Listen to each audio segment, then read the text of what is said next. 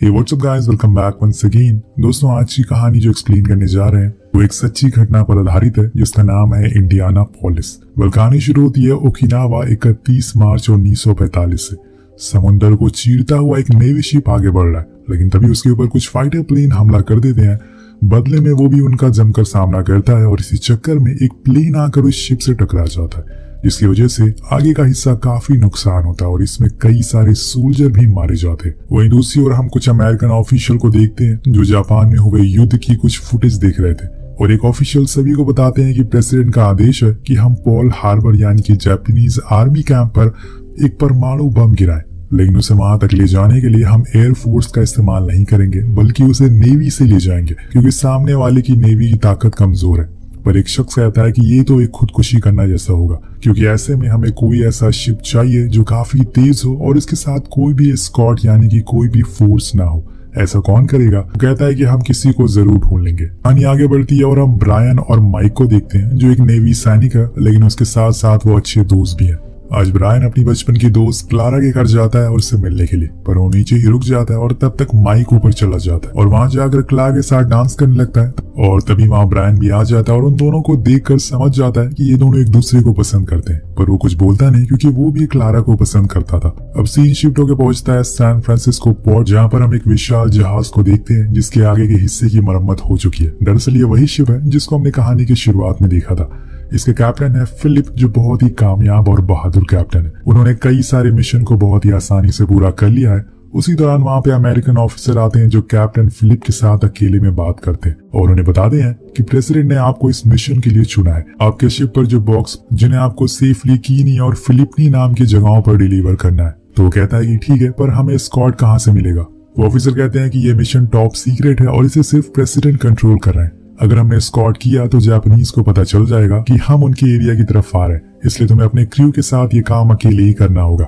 ये कैप्टन के लिए थोड़ा डरावना था क्योंकि किसी भी समय उन्हें जापानीज हमला कर सकते थे और उस समय उनके पास कोई कवर नहीं होगा। उधर हम देखते हैं कि ब्रायन और माइक को भी इस मिशन के लिए अपॉइंट कर लिया गया, लेकिन जाने से पहले माइक क्लारा को शादी के लिए प्रपोज करना चाहता है, इसलिए वो उसके डैड से मिलने जाता है, पर वहां उसकी बेइज्जती हो जाती है, जिस वजह से वो बाहर आ जाता है और वहां पर उसके कुछ साथी आपस में लड़ाई हो जाती है, जिन्हें छुड़ाने के लिए वो उनके पास जाता है। पर उसी दौरान उसके पॉकेट से वो रिंग गिर जाती है जो असल में क्लारा के लिए लाया था।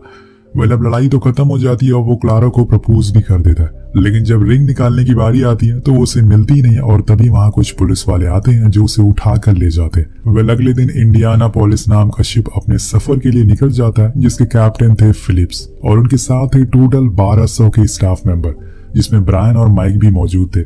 और इन लोगों के लिए मिशन एक खुदकुशी करने जैसा था, क्योंकि अगर कहीं भी ये जापानीज की नजर में आ गए तो वो इन पर हमला शुरू कर देंगे। ये शिप बहुत ही पुराना है, सिवाय इसकी स्पीड के इसमें और कुछ खास नहीं है। यही बात कैप्टन को सता रही है। आपसे कहते हैं कि हमें दो चीजों का ध्यान रखना होगा, एक हमारी स्पीड और दूसरी जापानीज सबमरीन। इसलिए हम सबसे पहले तो जिग-जैग होकर चलेंगे ताकि वो हमारे ऊपर एम ना लगा सके, और दूसरा ये कि हमें हर वक्त चौकन्ना रहना होगा और रेडियो पर अलर्ट भी। वहीं दूसरी ओर 19 जुलाई 1945 की रात हम एक जापानीज सबमरीन को देखते हैं जो हथियारों से पूरी तरह से लैस थी, जिसके कैप्टन थे हाशा मिको, जो बहुत ही चालाक है और इस समय वो ध्यान लगा रहे हैं जो कि वो बरसों से करते हुए आ रहे हैं। वहीं दूसरी ओर इंडियानापोलिस शिप पर सब कुछ नॉर्मल चल रहा है। कुछ ही देर बाद वो लोग अपनी लोकेशन पर पहुंच जाते हैं, जहां पर वो कैप्टन दोनों पार्सल डिलीवर कर देते हैं। वो उनसे पूछते हैं कि हमें अब वापस जाने के लिए स्कॉट की जरूरत पड़ेगी। तो ऑफिसर कहता है कि तुम अपने दिमाग में एक बात डाल लो कि तुम यहाँ कभी आए नहीं थे, तुम्हारे सीनियर ने तुम्हें बताया नहीं कि ये मिशन एक टॉप सीक्रेट है और अगर तुम्हें कुछ कवर दिया तो सभी को पता चल जाएगा। कैप्टन के पास कोई ऑप्शन नहीं होता तो वो ऐसे ही वापस के लिए लौट जाते हैं, लेकिन 2 दिन बाद इनका सामना होता है घने कोहरे से और अब इन्हें आगे का कुछ दिखाई नहीं दे रहा है। इसलिए कैप्टन डिसाइड करते हैं कि वो जिग-जैग ना चल के सीधा चलेंगे ताकि वो अपनी मंजिल पर पहुंच सके।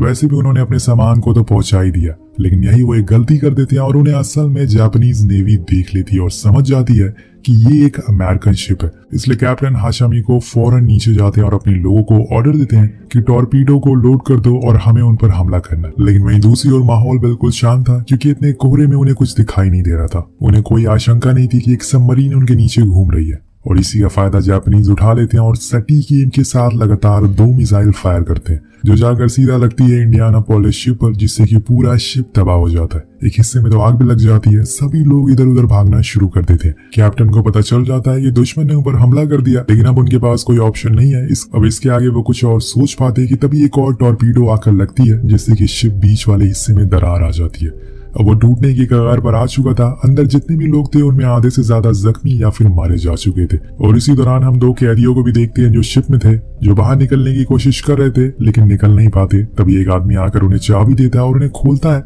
पर जब दूसरे की बारी आती है तो वो चाबी नीचे गिर जाती है और इतने में शिप हिलना शुरू हो जाता है। ऊपर डेक पर सारे रेडियो ऑपरेटर किसी से मदद मांगने की कोशिश करते हैं और बड़ी ही देर बाद उनका रेडियो फिलीपीन बेस से कनेक्ट होता है, लेकिन उन्हें लगता है कि ये जरूर किसी दुश्मन की चाल है और इसीलिए वो मदद के लिए मना कर देते हैं। अब कैप्टन फिलिप्स के पास एक ही चारा बचता है, वो था इस शिप को छोड़ देना। तो वो ऑर्डर देते हैं कि सभी लोग लाइफ बोट को नीचे फेंकना शुरू कर दो। शिप का पूरा ऑयल पानी में फैलना शुरू हो जाता है। उधर लोग पानी में कूद रहे थे अपनी जान बचाने के लिए, लेकिन तभी एक धमाका होता है जिससे कैप्टन फिलिप झटके से पानी में गिर जाते हैं और अपने साथियों से दूर हो जाते हैं। कुछ ही समय के बाद हम देखते हैं कि शिप बीच से अलग हो जाता है और आहिस्ता आहिस्ता पानी की गहराइयों में समा जाता है। पानी में हर जगह आग लगी हुई है, लोग चिल्ला रहे हैं, लेकिन उनकी मदद के लिए यहाँ पर कोई नहीं है। बड़ी ही देर बाद सूरज निकलता है और हम साफ साफ उस मंजर को देख पाते हैं। चारों तरफ लोग जख्मी हालत में पड़े थे। जिसको जो मिला वो उसी के सारे जिंदा बचा हुआ था। 1200 में से तकरीबन 900 लोग ही जिंदा बच पाए थे और अभी तो इनका सफर बहुत ही लंबा है। अब ये समुद्र के बीच में है, यानी कि शार्क के घर में। क्या पता कब ये 900 की गिनती आधी हो जाए। यहाँ पर जितने भी लोग थे वो आपस में 2 टीम में बना लेते हैं। एक टीम को कर्नल संभाल रहे थे, दूसरी टीम को कमांडर, जिसमें ब्रायन और माइक भी थे। अब लेफ्टिनेंट ऑर्डर देते हैं कि लाइफ बोट पर सिर्फ जख्मी और ऑफिसर ही बैठेंगे, जो बाकी लोग हैं वो नीचे रहेंगे। इसी दौरान हम कुछ सोल्जर को देखते हैं जो बहुत ज्यादा जख्मी थे। उनका खून पानी में बह रहा था और इसी चक्कर में वहां पर कुछ शार्क आ जाती हैं, जो बहुत से लोगों को खींचकर अपने साथ ले जाती हैं, जिससे कि वहां पर अफरा तफरी मच जाती है। ऐसे में कुछ और शार्क इनकी तरफ बढ़ना शुरू करती हैं, क्योंकि आज इनकी दावत होने वाली है। उधर कैप्टन जो धमाके के बाद अलग हो गए थे, वो तैरते हुए एक राफ्ट के पास आते हैं, जिसमें 2 सोल्जर थे और दोनों ही जख्मी हालत में थे। एक का तो पैर उसके हाथ में था। अब ये देखकर वो फौरन उसे पेन किलर देते हैं और फिर आगे क्या करना है सोचने लगते हैं। लेकिन तभी हम कुछ और शार्क को देखते हैं जो बिल्कुल उनके नीचे घूम रही थी। कैप्टन यहाँ से निकल जाते हैं क्योंकि उन्हें और सोल्जर की मदद करनी थी। तभी यहाँ सारे सोल्जर को एक उम्मीद दिखती है। हम एक एयरफोर्स का जहाज देखते हैं जो ऊपर से होकर गुजरता है। ये उसे देख भी लेते हैं और तेज तेज चिल्लाने लगते हैं। यहाँ तक कि कैप्टन तो फ्लेयर भी छोड़ देते हैं, लेकिन कुछ फायदा नहीं होता। जब तक फ्लेयर ऊपर जाती है तब तक वो जहाज दूर जा चुका था। उधर हम कैप्टन हाशा मीको को देखते हैं जो कि अपने बेस पर मैसेज दे रहे थे कि उन्होंने दुश्मन की शिप को गिरा दिया है और अब उनके लिए आगे का रास्ता साफ है। पर उन्हें ये पता नहीं है कि कुछ ही समय बाद उनके देश में कुछ ऐसा होने वाला है जिसमें वो कई सालों तक भूल नहीं पाएंगे। इधर एक सैनिक जो कि घायल हो चुका है और उसे अब उल्टियां होना शुरू हो जाती हैं, तो उसका साथी कहता है कि क्यों ना तुम जाकर कर्नल के साथ बैठ जाओ, लेकिन वो मना कर देता और मजाक में कहता है कि उनके साथ अगर मैं बैठा तो और जल्दी मर जाऊंगा, जिससे सभी लोग हंसने लगते हैं। पर तभी एक शार्क आकर उसे पानी के अंदर ले जाती है और एक ही झटके में सब कुछ बदल जाता है। इसके बाद कई शार्क आकर सैनिकों को मार देती है। तब सभी राफ्ट की ओर बढ़ना शुरू करते हैं। वो जितनी भी देर पानी में रहेंगे उतना ज्यादा खतरा है। वहीं कैप्टन अपने लोगों को ढूंढ रहे थे, उन्हें एक साथ लाते हैं और उन्हें कुछ खाने को देते हैं। तभी हम देखते हैं कि जिस सैनिक का पैर कट चुका है उसकी मौत हो गई है, जिसे कैप्टन पानी में डुबा देते हैं। लेकिन ये उनके लिए एक बहुत ही दर्दनाक समय चल रहा है। ये सारे लोग की जिम्मेदारी उनके सर पर है, उनके कंधों पर है।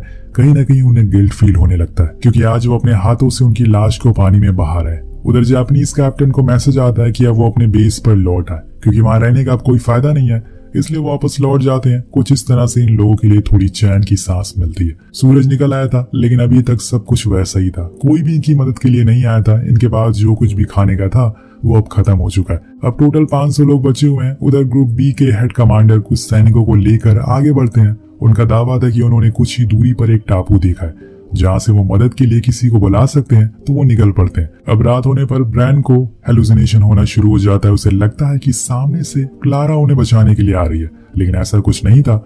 माइक बहुत ही मुश्किल से उसे संभालता है। देन वो कहता है कि मैं क्लारा को बहुत पसंद करता हूँ और बचपन से ही उसे चाहता हूँ। ये सुनकर माइक को बहुत बुरा लगता है, लेकिन वो कुछ कहता नहीं। तभी अचानक से एक शार्क आती है और माइक को अंदर पकड़ कर ले जाती है। लेकिन अहम मौके पर ब्रायन उसे पकड़ लेता है और ऊपर खींच लेता है, लेकिन इसमें उसका पैर जख्मी हो चुका था और अब उसे बचा नहीं पाता। फिर जाते हुए वो उसे वादा लेता है कि वो क्लारा को हमेशा खुश रखेगा। अब ब्रायन ने ऐसा कभी सोचा नहीं था कि उसका दोस्त ऐसे छोड़कर उसे चला जाएगा, इसलिए वो वहीं रोने लगता है। लेकिन जो जा चुका है वो कभी लौट कर वापस नहीं आता। अब सुबह हो जाती है, जो लोग आइलैंड को ढूंढने के लिए गए थे वो लौट आए, लेकिन उसमें से आधे से ज्यादा लोग मर चुके हैं, जिसमें से कमांडर भी थे। और जो बचे हुए हैं उनमें भी इतनी ताकत नहीं बची कि वो खुद को संभाल सके। और तभी एक शार्क उनके राफ्ट को पलट देती है और जितने भी लोग बचे थे उन्हें भी मार देती है। अब यहाँ दोस्तों केवल 300 लोग बचे हैं और सभी को शार्क अपना शिकार बना रही है। किसी को भी अब उम्मीद नहीं है कि वो खुद को बचा पाएंगे, क्योंकि अगर वो शार्क से बच भी गए तो भूख और प्यास से मारे जाएंगे। इसलिए सब लोग गॉड का नाम लेते रहते हैं, क्या पता कुछ चमत्कार हो जाए। और तभी एक चमत्कार होता है। कुछ ही देर बाद एक प्लेन उनके ऊपर से गुजरता है और उन्हें नीचे लोग नहीं बल्कि ऑयल दिखता है, जिससे कि उन्हें लगता है कि शायद कोई जापानीज सबमरीन नीचे है। इसलिए वो मिसाइल लोड करते हैं, पर उसी समय को पायलट को कुछ ही दूरी पर कई लोग दिखते हैं जिनके यूनिफॉर्म पर अमेरिकन फ्लैग था, जिससे कि वो समझ जाता है कि वो उन्हीं के लोग हैं और फौरन अपने बेस पर मैसेज देता है कि वो नीचे कुछ खाने पीने का सामान ले जाए। थोड़ी देर में एक बड़ा प्लेन उस लोकेशन पर जाता है जिसके अंदर कैप्टन एड्रियान थे, लेकिन तभी उन्हें ऑर्डर आता है कि पानी में लैंड नहीं करना है। लेकिन वो उनकी बात नहीं सुनते और वो वहीं उतर जाता है। सभी सैनिकों को अपने प्लेन के विंग पर बैठा लेते हैं, पर वो उन्हें लेकर उड़ नहीं सकते। ये लोग इंडियानापोलिस शिप के हैं और उनका प्लेन दुश्मनों का शिकार हो गया। यहाँ पर तकरीबन 300 लोग हैं, इसलिए हमें एक बड़ी सी जहाज की जरूरत है। पर उन्हें अभी भी यकीन नहीं होता ये लोग उसी शिप के हैं, लेकिन कैप्टन उन्हें यकीन दिला देते हैं। जिसके कुछ समय बाद वहां पर कुछ शिप आते हैं जो उन सभी को बैठा लेते हैं और कुछ इस तरह से वो पूरे 26 दिनों के बाद बचा लिए जाते हैं। अब यहाँ दोस्तों 1200 में से सिर्फ 300 लोग ही जिंदा बच पाए थे। कुछ दिनों के बाद हिरोशिमा नागासाकी पर बॉम्ब गिरा दिया जाता है और सब कुछ तबाह हो जाता है, जिसके बाद जापान सरेंडर कर देता है।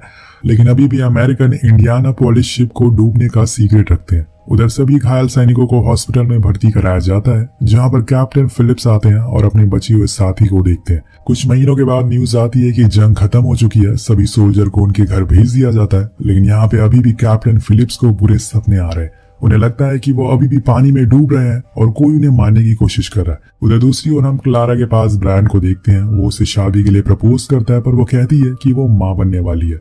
लेकिन ब्रायन फिर भी उसे शादी करने को राजी हो जाता है, जैसे उसने अपने दोस्त से वादा किया था। दूसरी ओर कैप्टन के घर एडमिरल आते हैं, जो उसे बताते हैं कि नेवी ने फैसला किया है कि तुम्हारा कोर्ट मार्शल करा जाए। अब ये सुन के वो हैरान था कि ऐसा क्यों है। लेकिन अगले दिन उन्हें कोर्ट बुलाया जाता है, जहां पर सभी के सामने उसके गुनाह बताए जाते हैं, जिसमें उन्होंने शिप को जिग-जैग ना चला के बल्कि सीधे चलाया, जिस वजह से यह हादसा हुआ। तो वो कहता है कि मैंने जो भी कुछ किया वो अपने लोगों की रक्षा के लिए किया। मुझे आपसे ज्यादा दुख है क्योंकि मैंने अपने शिप और अपने लोगों को अपनी आंखों के सामने डूबते हुए देखा है। ये सुनकर सभी लोग की आंखों में आंसू आ जाते हैं। तभी वहां पे हाशामिको भी आता है, जो जापानीज नेवी का कैप्टन था। वो सभी के सामने कबूलता है कि अगर अमेरिकन शिप जिग-जैग भी चलता तो बच नहीं पाता, क्योंकि हम उसके बहुत ही करीब थे और हमने 6 टॉर्पीडो फायर किए। अब ये सब सुनने के बाद फैसला लिया जाता है कि फिलिप नॉट गिल्टी है, लेकिन फिलिप्स को नेवी से बाहर निकाल दिया जाता है। हम कुछ लोगों को बाहर देखते हैं जो फिलिप्स के खिलाफ विरोध भी कर रहे थे। अब सेशन के बाद हाशामिको और फिलिप्स आपस में मिलते हैं। दोनों की आंखें नम थी। उनको ये अच्छे से पता था कि जो उन्होंने किया वो गलत था। अगर फिलिप्स उस परमाणु बम को अपनी जगह पर नहीं पहुंचाते तो आज शायद जापान के लाखों लोग जिंदा होते। अगर हाशामिको ऑर्डर नहीं देते तो आज कई सारे अमेरिकन सैनिक भी जिंदा होते। लेकिन दोस्तों कहीं न कहीं दोनों को पता था कि उन्होंने अपनी ड्यूटी निभाई है, लेकिन इंसानियत के लिए दोनों को पछतावा होता है। दोनों अपने अपने रास्ते निकल जाते हैं, लेकिन कैप्टन के मन में उस दिन के बाद से एक गिल्ट बैठ गया। शायद उन्हें इस बात का अंदाजा हो चुका था कि अगर वो उस दिन उस पार्सल को डिलीवर करने के लिए नहीं जाते तो आज परमाणु बम नहीं फटता। वो खुद को उनकी मौत का कारण मान रहे थे और इसलिए वो अपने घर में खुदकुशी कर लेते, जिसके साथ ये कहानी का अंत हो जाता है। दोस्तों ये कहानी से यही सीख मिलती है कि वॉर यानी कि जंग हमेशा तबाही लाती है, चाहे किसी की भी जीत क्यों ना हो। आपको ये कहानी कैसी लगी नीचे कमेंट करके जरूर बताएगा। मिलते हैं।